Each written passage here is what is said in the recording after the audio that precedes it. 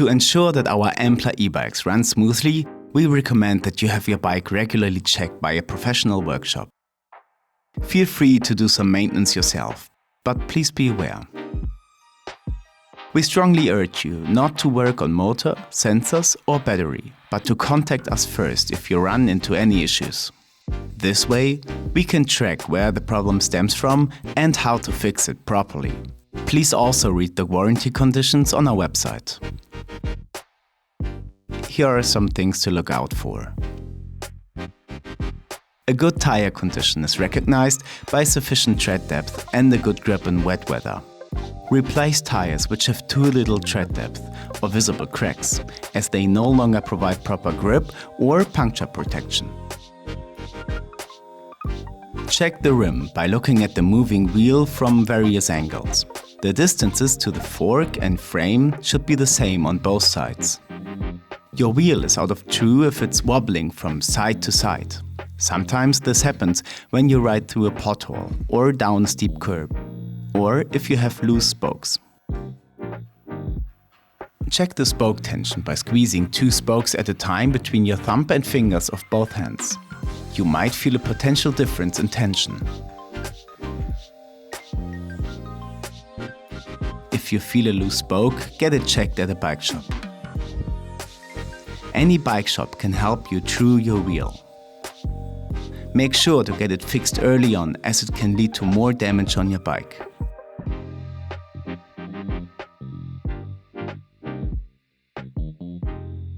Clean the chain with a fleece or old rag every couple of weeks, depending on how often you ride.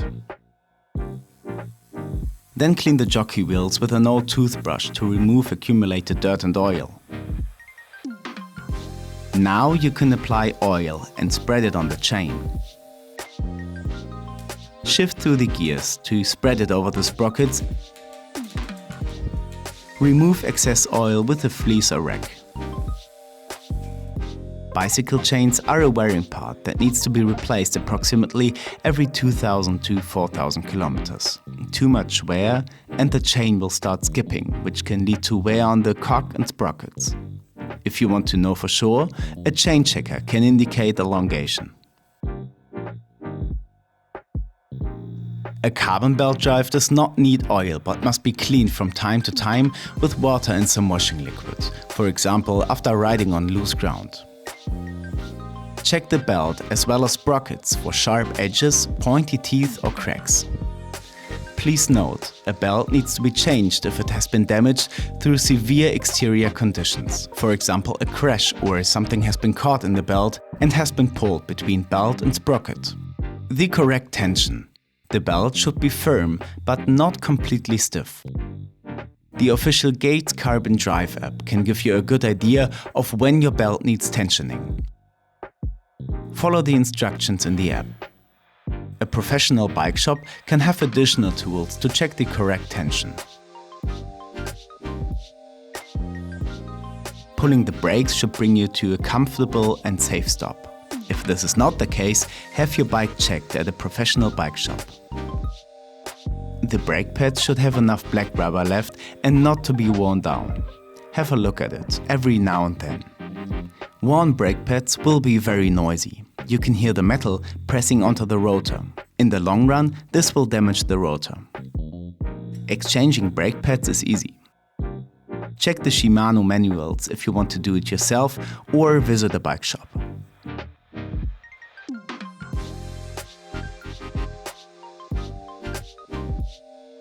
If you have a torque tool, orientate yourself by the marked numbers. Otherwise, it is sufficient to tighten the bolts by hand everywhere except on carbon components. Check the axle bolts on the wheels from both sides. Tighten the bolts on the handlebars. We recommend tightening the bolts in an X shape, as shown here. Check for a loose steerer by braking in the front and feeling the part between the steering tube and steerer. If there is movement, loosen the stem clamping bolts, tighten the bolt in the head cap until the steerer feels tight.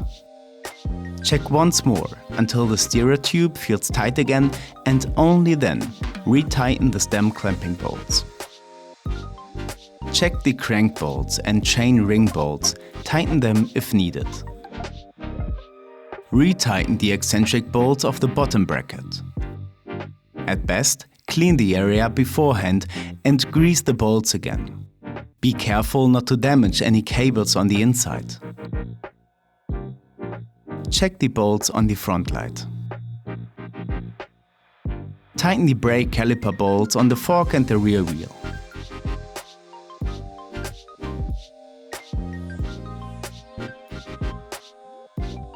Clean the charging port with some contact spray and an old toothbrush to avoid oxidation. Don't worry, the port and button are waterproof. As always, when in doubt, don't hesitate to contact us.